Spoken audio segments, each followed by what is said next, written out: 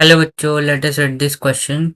A nucleus represented by the symbol XAZ has option A Z protons and A minus Z neutrons, option B Z protons, A neutrons, option C A protons and Z minus A neutrons, option D Z neutrons and A minus Z protons.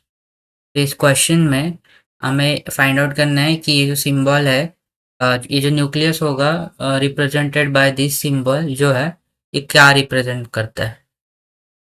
इस question को solve करने के लिए जो की concept हम लोग use करेंगे वो होगा प्रॉपर्टीज ऑफ न्यूक्लियस। तो सपोज हमारे पास एक न्यूक्लियस है जिसको हम लोग ने ए एक्स ए जेड से रिप्रेजेंट किया है।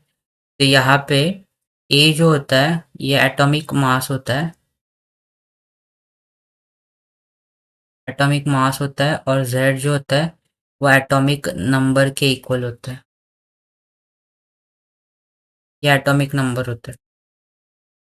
तो अगर हम लोग एटॉमिक मास की बात करें, एटॉमिक मास जो होता है ये मास of proton plus mass of neutron के इक्वल होता है। मास मास ऑफ न्यूट्रॉन। और ये जो होता है जेड जो होता है एटॉमिक नंबर, जेड जो होता है ये एटॉमिक नंबर होता है, और ये जो होता है ये नंबर ऑफ प्रोटॉन्स के इक्वल होता है। तो ये इक्वल होगा नंबर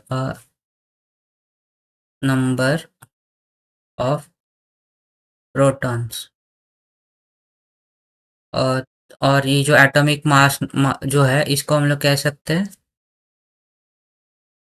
ये जो आएगा एटो mass of proton plus mass of neutron. तो प्रोटॉन का मास हम लोग पी अज्यूम करते हैं और न्यूट्रॉन का मास एन अज्यूम करते हैं।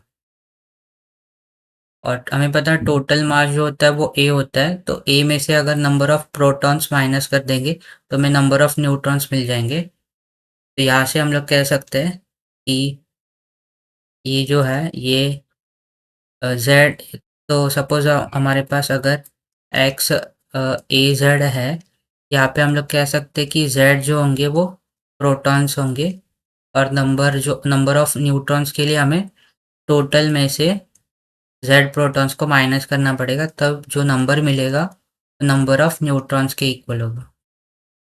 तो अगर हम लोग ऑप्शन देखें तो ऑप्शन ए जो है वो हमारा राइट आंसर हो जाएगा। So I hope you have understood it well and best of luck.